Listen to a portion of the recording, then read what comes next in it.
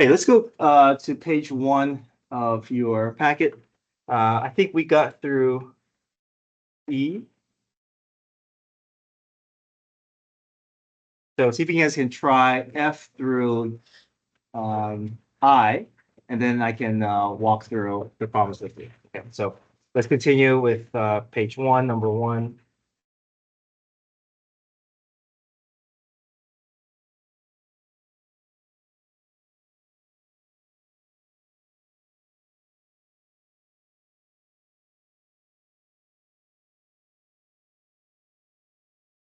And the key is also on page 3 where you can check your answer, but definitely try first, and I will go through each with you. Okay.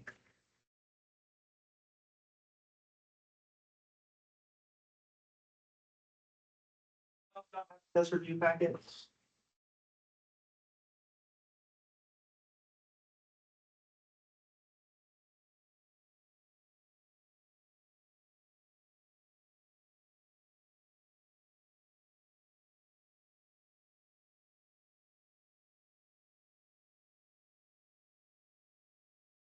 What else?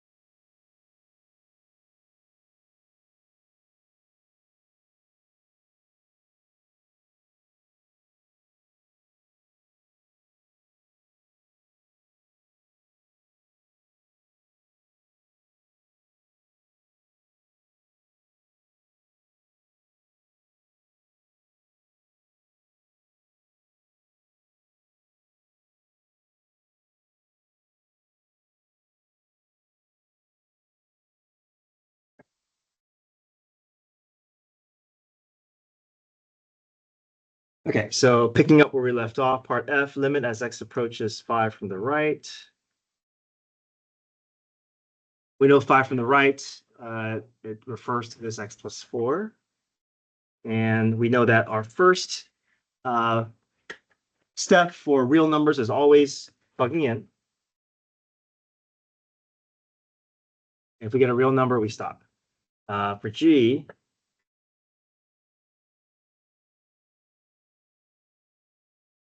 approaching 5 from, or sorry, for G is limit as x approaches 5.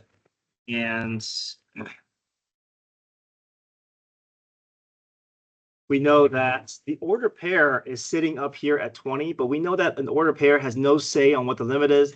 The limit cares more about how the graph is approaching. And E and F kind of gives us an idea what the limit is. We see that approach from the left is going to 9, approaching 5 from the right is also approaching 9. So we can say that the limit as x approaches 5 for g of x is also equal to 9.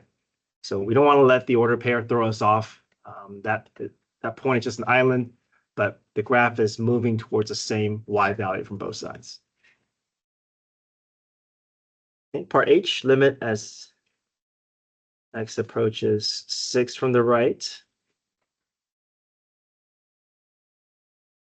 We know 6 is falling in that category. It's definitely a number greater than 5. So we're going to choose that x plus 4. And direct substitution gets us 10.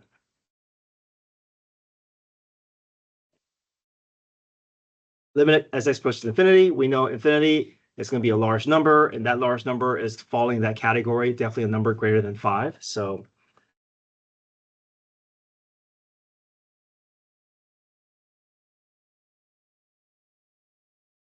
but what's our strategy for infinity? What's our first step when we see approaching infinity?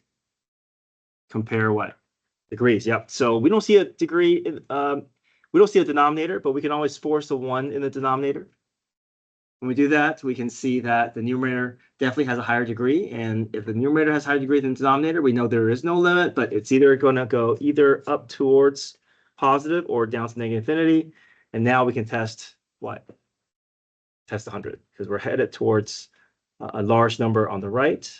So 100 into the numerator, we get positive. Denominator stays positive, so therefore positive infinity.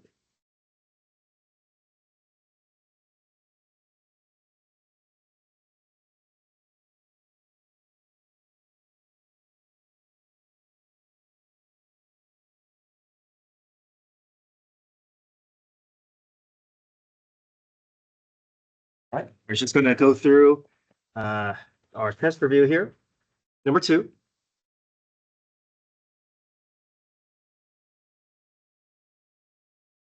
Use continuity conditions to justify whether our function is continuous or discontinuous. If discontinuous, identify the type of discontinuity. So I want you guys to try it. We know that we have 3 conditions, right? Does a point exist? Does limit exist? Does a point live where the limit lives? And we have to be able to apply our continuity conditions, and we have to be able to work towards memorizing them. So I'm going to put them up as reference, but see if you can walk through each condition using the notations that I'm looking for, and then I'll walk through the problem with you, but I want you to try it first.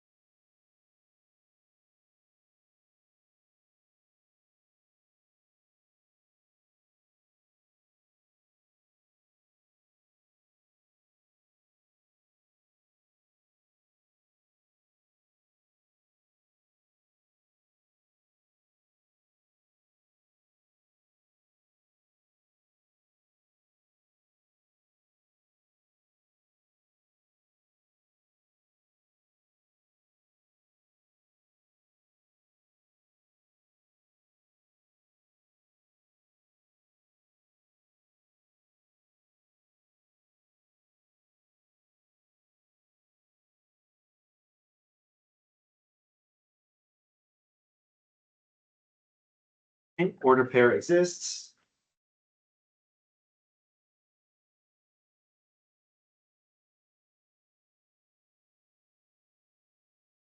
Okay, and then for our limit statement, can we rely on one limit statement, or do we need 2?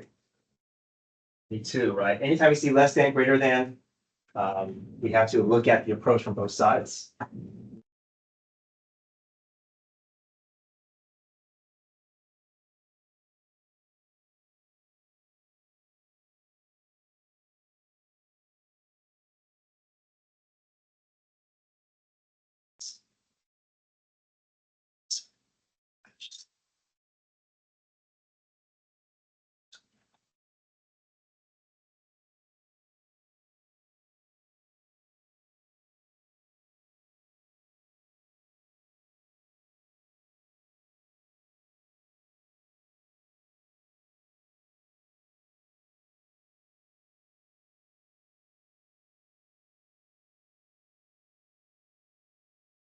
Okay, so we want to use the proper notation. So this is what I'm looking for. That's approaching 3 from the left, 3 from the right. We're going to write down the expression that is that suits the approach from the left or from the right, and we do direct substitution. And we see that the one-side limits are not in agreement.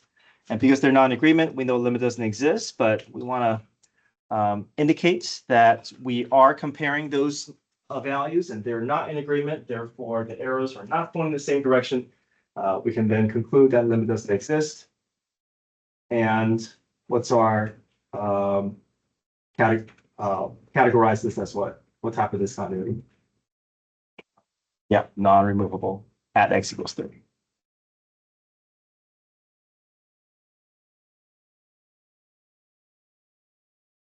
And so hopefully, as we do more and more of these problems, that you're getting comfortable with these limit notations that goes into justifying each of our statements.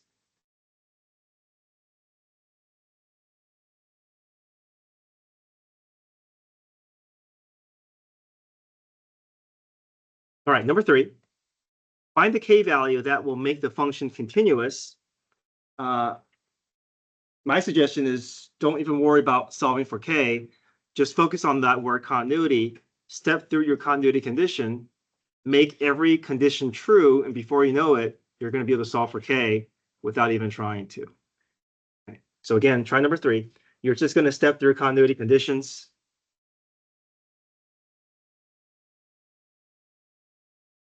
Okay. Does anybody still need to look at 2? Okay. All right, try number 3.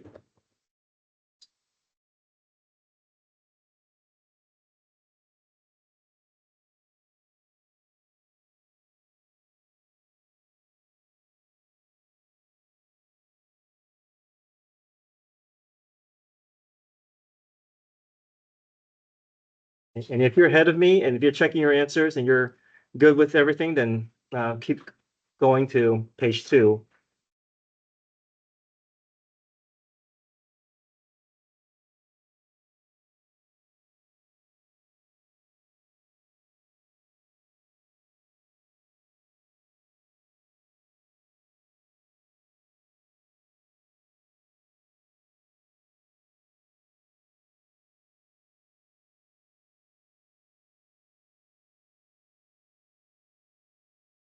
Oops, X.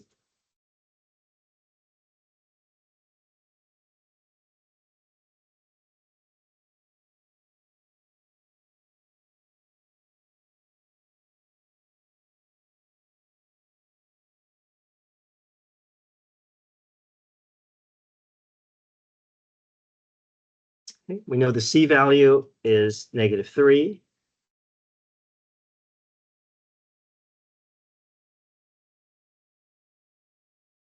Whenever you see a doesn't equal to -3, that indicates to you that both the less than and greater than are all enclosed within the same statement. So there's no need to do one-side limit because it's all contained within this. So less than, greater than is all within here. This is saying everything except -3. There's no need to do one-sided limit. It's not wrong if you did one-sided limit. You're just doing the same problem twice. So when you see this, just know, okay, all I need is one limit statement. I don't need 2 statements.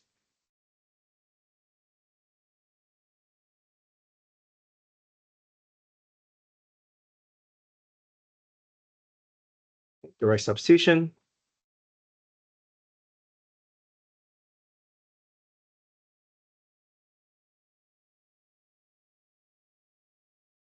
Factor. You know there's a hole, remove the hole, reevaluate. The limit exists, and we keep going. Third condition, we want continuity, so we need the first 2 statements to be in agreement. And if they're in agreement, that's going to force k to be -5, and we have our k value. We can stop.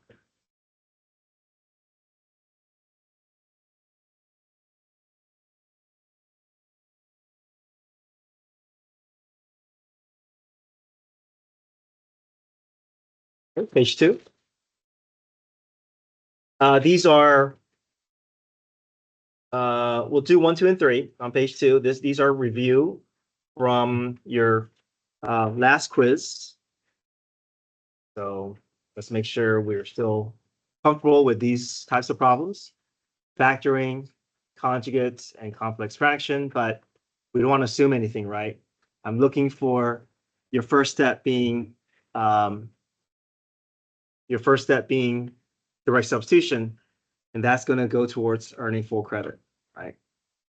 And you guys did that on the quiz, so just continue that habit. Oh, by the way, I entered in all the grades through Canvas, so you guys all see it in your grade book? Okay, I just want to make sure everything went through. First time trying it through Canvas, so that's the way they want us to do it. So, all right.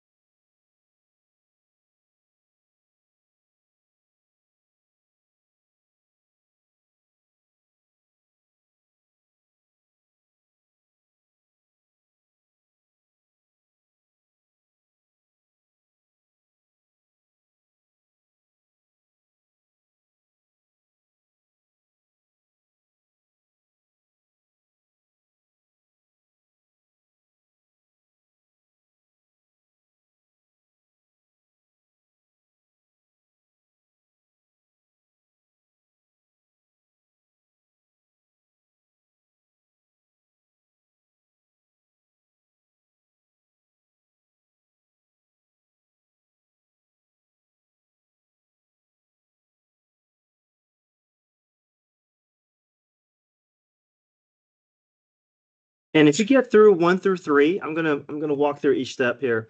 But if you get through 1 through 3, we're gonna skip the next few problems, and you're gonna go to page 5. We're gonna work on page 5 after we're done with these 3.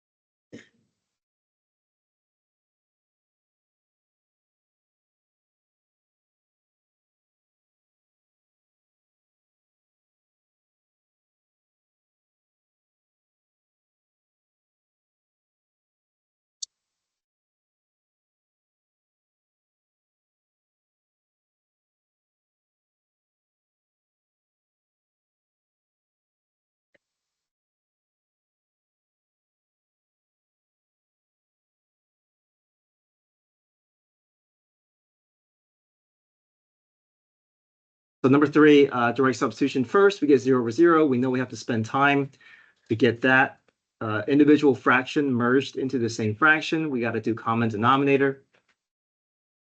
And then once we've updated our top portion of our expression, we can make that substitution. And once we get that substitution, we should be able to multiply by the reciprocal to get the pair to, we know we're after that x minus 2, right? We know there's an x minus 2 that we want to appear in that numerator. And initially, it doesn't quite show us that, but I can factor a -1 from one of the sides to get those to pair up. We just have to know that a -1 is going to remain after we cancel out. So -1 over 4 after direct substitution.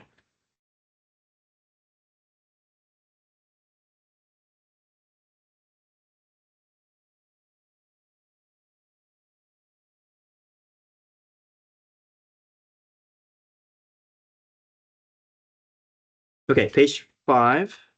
You guys are ready?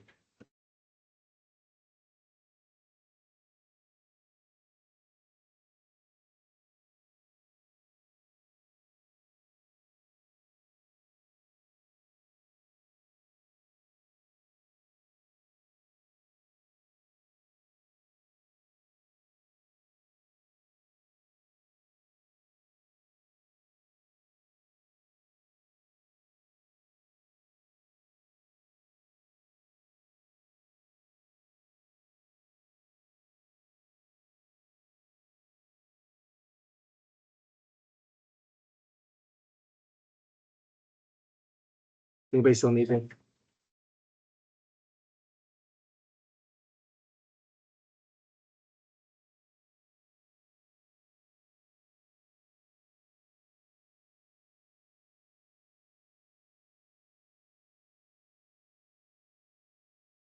Before we go to page 5, let me just point out the most common mistakes that I see over the years.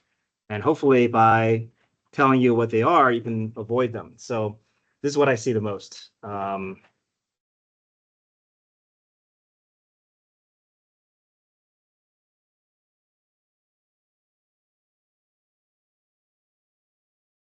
We talked about how it's tempting with that one-sided limit, and students typically they want to, if they don't do direct substitution first, they're going to be tempted to want to do decimals, and they start doing decimals, and they either they try to add these together and tell me what that number is, or they test numerator and then they say it's positive infinity. So we don't want to do that, right? We don't know that there's an asymptote. We know that we're only going to play with decimals if we're getting like a 10 over 0 or 8 over 0. So if we skip that step, that means we're assuming that everything is going to be a vertical asymptote if we see a one-sided limit, and we know that's not true, right? So that's one mistake. The second one is approaching infinity, and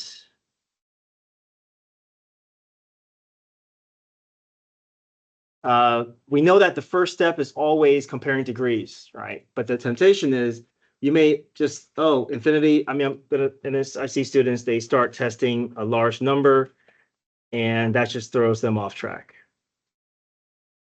And they would say, oh, positive or a positive, so therefore positive infinity. But then if you do that, if you're testing 100, that means you're always assuming that the numerator is always a higher degree, that the limit is never going to exist. But we know that's not true, right? We always want to compare degrees first, or we always want to do direct substitution first. Okay, so don't do decimals first, and don't plug in 100 or -100 first, right? Those are steps reserved for certain situations after your initial step. So we don't want to do this either.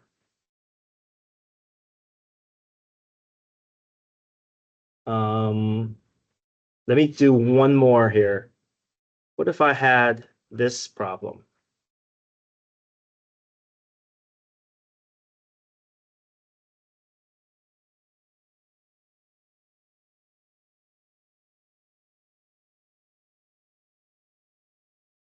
Sorry.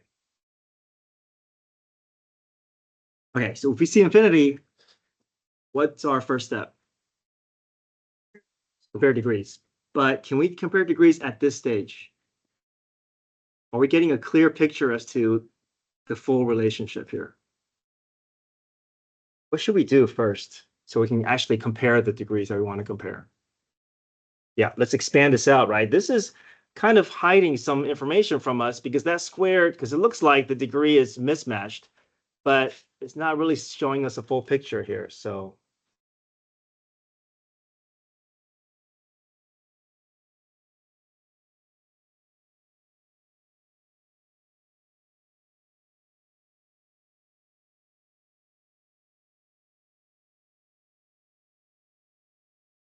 this is a lot more clear, right?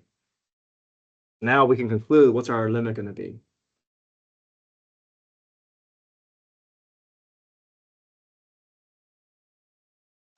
Let's see. So now if we compare degrees, what do you see? Yeah, degrees are the same. Now we can take the ratio of the coefficients. Now it's going to be 4/3. So typically the issue is students see this and they see, okay, degree is lower up here, so they say 0, or they realize degrees are the same and they say 2/3, but they forget the 2 is also getting squared, so they say 2/3 instead of 4/3. So if you see something that requires expansion, expand it so we can actually see what that clear relationship here. Because right now this binomial squared is kind of hiding some information that is needed for us to actually compare degrees. Okay, good. Let's go to page 5. Okay, so we're back to a piecewise function here.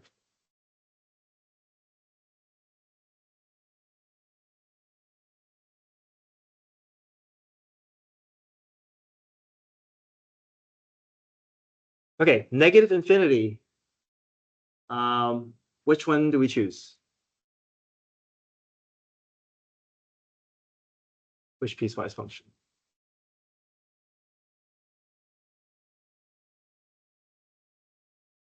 Top one, yeah, less than 2, right? So we can write that down. Okay, we're approaching negative infinity. What's our first step? Compare degrees. What do we see? 1/2, right? We don't plug in a negative 100. We haven't gone to that point yet. We'll compare degrees first. Only if the degree is higher in the numerator are we going to be involving like testing negative 100, right? So want to make sure that we're good. We're always disciplined in our first steps, right? That you're not getting distracted by moving on from the first step. So always take your first step. It's going to be it's going to serve you well. Okay, 2 from the left.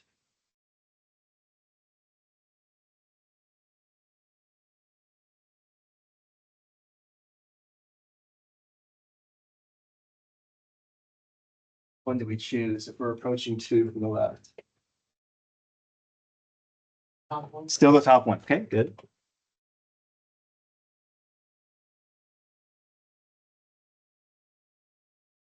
Okay, first steps first. What's our first step? Direct substitution. Okay. Numerator, we get 7. Denominator, we get 0. What does that tell us? There's a vertical asymptote. The full limit doesn't exist, but is this asking for the full limit? It's asking from the approach from the left. So if we're approaching from the left of that vertical asymptote, there's only 2 things that can happen, right? It's either going to go up or it's going to go down, right? So how do we decide between these 2 options? Now we can do decimals. Okay, so there are certain things that has to happen in order for us to commit to involving decimals, but it's always the right substitution because we don't know, right? Sometimes it's a real number, sometimes it's 0/0, sometimes it'll be 7/0. We have to make sure that we're in that correct category before we commit to playing with decimals. Okay, so now we can test what? What's a decimal we can test? What's slightly to the left of 2? 1.9. Okay. So the numerator is 1.9 plus 5. Denominator is 2 times 1.9 minus 4. Numerator is positive. Denominator, we know 2 times 2 is 4, but 2 times 1.9 is going to be less than 4, right? So imagine like 3 point something minus 4. Denominator is going to be negative, so positive over negative is negative infinity. Okay.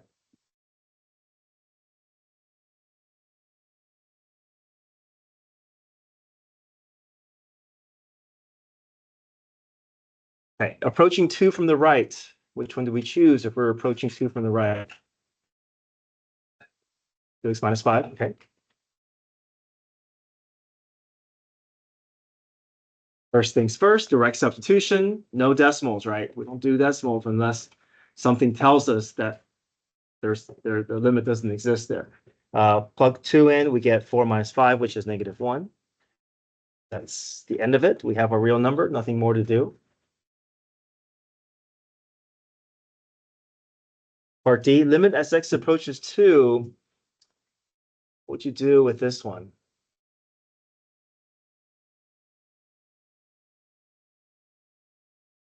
Limit doesn't exist, right? We don't want to get thrown off by the order pair. The order pair has no say on what the limit is.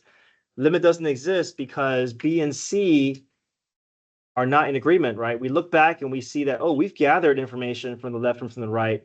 They're not in agreement. Therefore, we know the limit doesn't exist. The one-sided limits are not in agreement. Right. We see a less than 2. We see a greater than 2. We know we have to test from both sides, and B and C tested that for us, and we can just make that conclusion.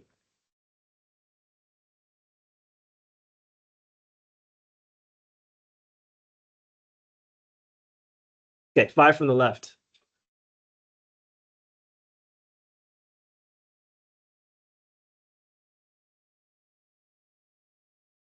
Which one is 5 from the left? Mm-hmm.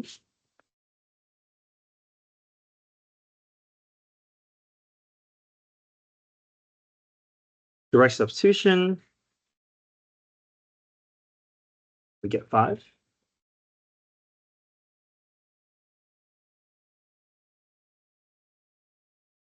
5 from the right. Which one do we choose? 5 from the right. Bottom one, yep.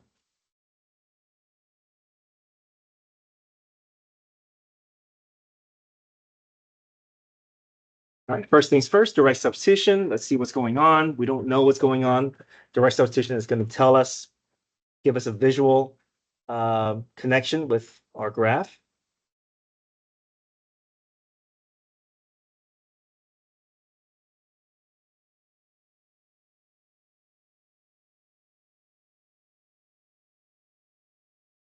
Okay, what does that tell us? For the asymptote? The full limit doesn't exist, but it's not asking for the full limit. So we have two choices, right? It's either going what?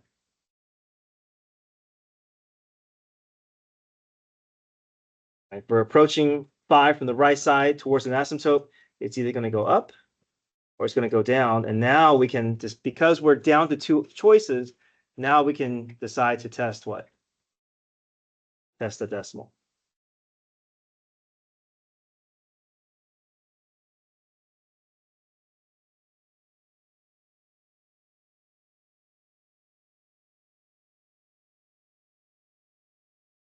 Numerator, I'm going to get negative because that negative is not going to get squared. So negative over a positive, over negative.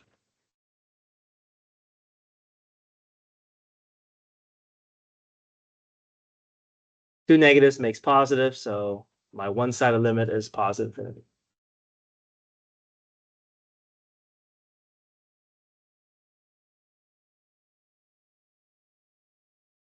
Okay, approaching 5, we don't want to get thrown off by the order pair. There is an order pair at 5, but that order pair has no say on what the limit is. We want to look at the approach from the left and from the right. So E and F does that for us. And we can see that, again, these are not in agreement. They're not headed towards the same Y value. Limit doesn't exist.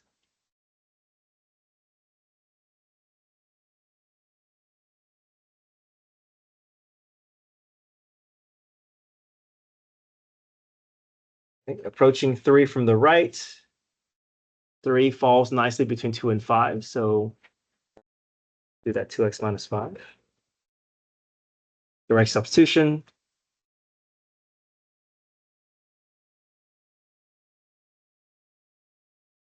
limit as we approach infinity. So if we're approaching infinity, which one do we choose?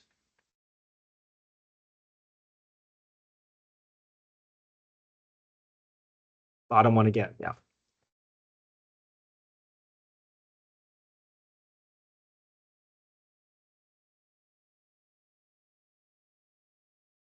All right, what do we do if we see infinity? Compare degrees, right? And what does that tell us? Degree is higher in the numerator than denominator, therefore, what are our options? As it exits the graph, it's either going to go positive infinity or negative infinity, right? And then how do we decide between these two? Now we can test what?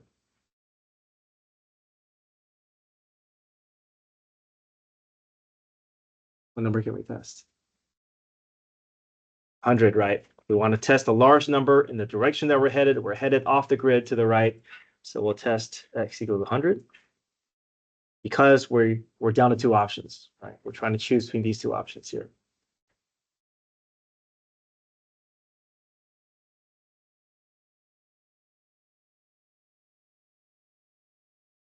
Numerator, I get negative. Denominator, I get negative.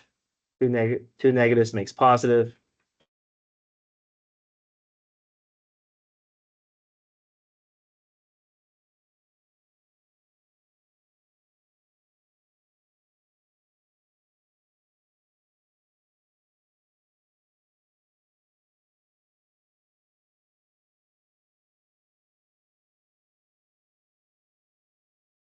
Right, try number two.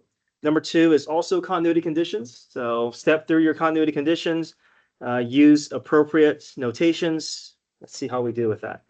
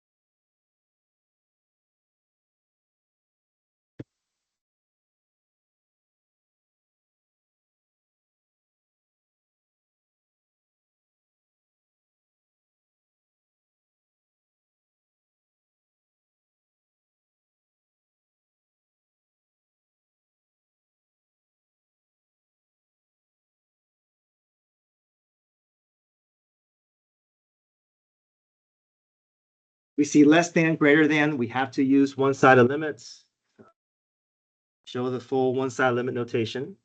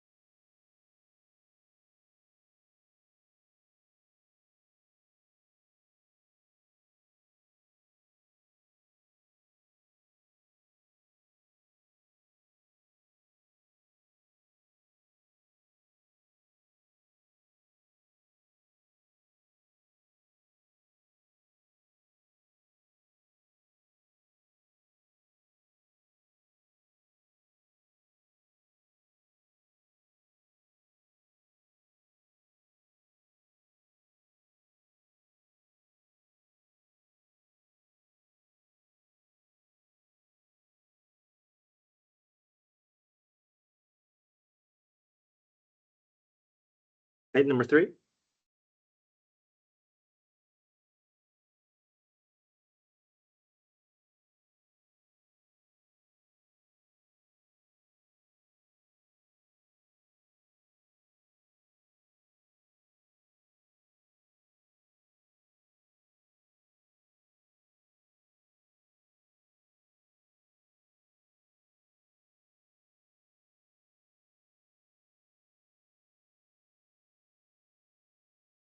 So this is one of those exceptions to the rules in the sense that there may be different asymptotes because that radical relationship here. But we know that finding horizontal asymptotes is essentially evaluating limit approaching positive and infinity, right? And we know that if we're approaching infinity, we're going to be comparing degrees. Are the degrees the same above and below? Yes, right. That square root of x squared is basically taking it down to x. So we know we're going to use ratio here. So what's the ratio of the coefficients? -2 over √6. Yeah, over √6. And we know it's a split asymptote, right? We know there's that the graph looks a little bit strange here. So what's the other limit going to be? +2 over √6. Okay. Now these are the limits, but it's asking for horizontal asymptotes. So how do we get it into equation form? We got to put these as lines here. So what do we say? So just this is the limit, but this is not quite enough. How do we write it as an equation?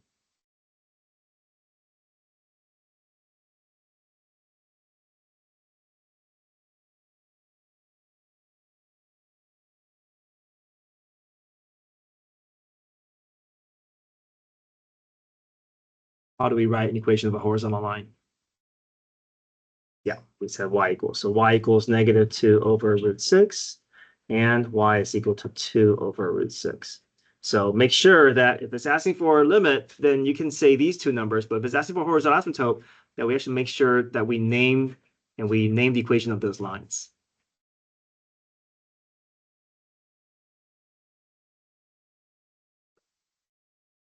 Okay, so we're gonna pick this up on Monday. We got through a good chunk, and we pretty much have seen everything. We're just kind of just cycling through and reviewing. We have Monday, Tuesday to review. Check your calendar for your homework. Your homework is going to come from the textbook, come from your original packet page. Come get your phones.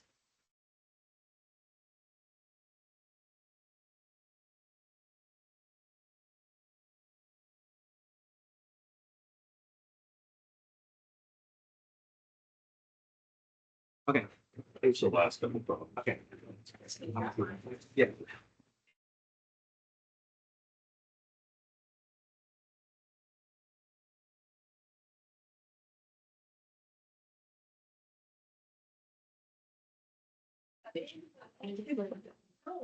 Here's the thing, I looked over it.